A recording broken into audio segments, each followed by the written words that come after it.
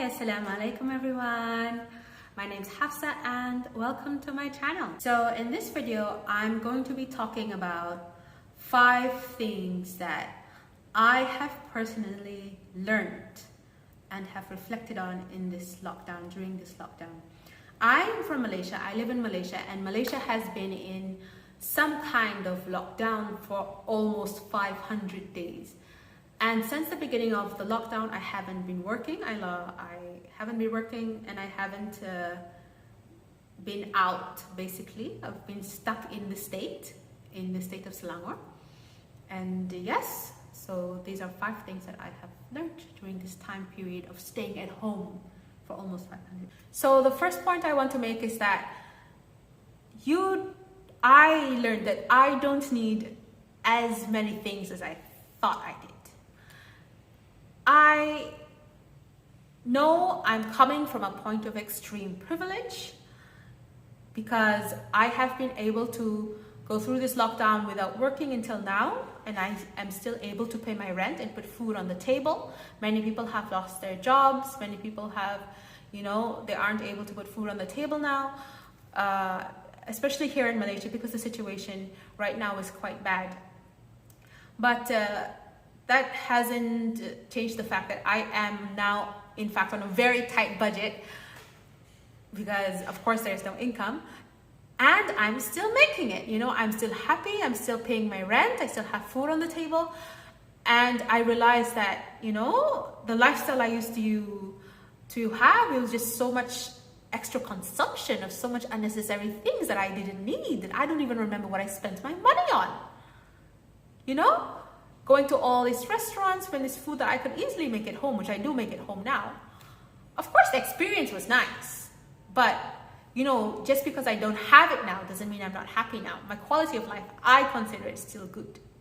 Alhamdulillah.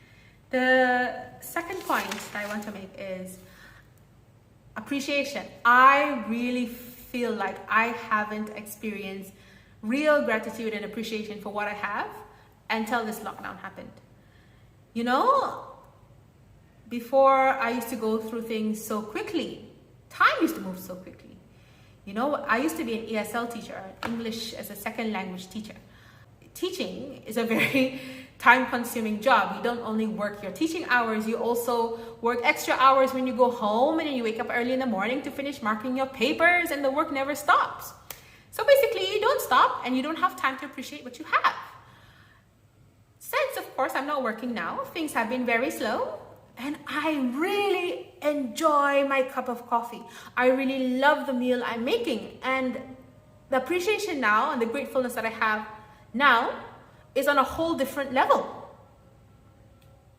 which I wouldn't have been able to experience if it wasn't for this lockdown. The third point is you need time alone for self-reflection. Now, as we go through life, the older we get, you meet so many people which you are like, how can someone be this toxic? How can someone be this bitter? And how do you go through life with such a bad attitude?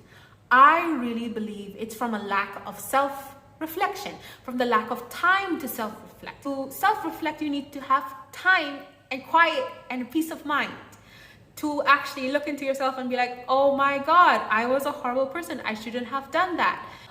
And I just didn't have the time before to even think about what I was doing wrong. I was so busy making money, so busy working. I didn't have the time. I was busy just thinking about me, what could make me feel better at that moment. Now, this point I want to bring up is that people will ask you so many personal questions as if they are giving you money. They're like, what are you doing now? Okay, I understand what are you doing now.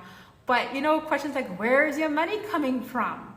So what do you do all day? And these are people who are not even like, okay, close friends, yes. People who are close to you, they're not even that close to you. It's like, you're doing something wrong. I told them, I'm not working, I'm taking time off, I'm not looking for another job currently. It's like they couldn't comprehend. And I wasn't close enough to them or comfortable enough to them to tell them my actual situation. But still, people are nosy. People all want to be all up in your business. And the final point, and my favorite, is that you will not, even with all of the free time you have, you will not always feel motivated to try new things and learn a new language and I don't know, all these things that they tell you must feel and you must fill up your free time with. For a good chunk of time, for quite a long time, after when the lockdown started, I just slept and I had no interest in doing anything, and this was coming from a person who has been grinding and hustling for the last 10 years. I think I slept for about 6 months. I didn't do anything. I just rested. And for a while I felt guilty about it, like I was wasting a lot of time. Like, is this okay? It's me doing nothing, like, for this such a long time. Is it okay? Should I feel guilty? But now I don't. My body needed that rest, and when looking back on it, I was so happy. I was just very sleepy. It didn't come from any form of depression or sadness. I was okay mentally. I still am okay mentally, alhamdulillah. I just was a very sleepy gal, and I enjoyed it. When the time comes for your motivation to come back, for you to work again, to pick yourself up again, you will feel it inside you and you will move.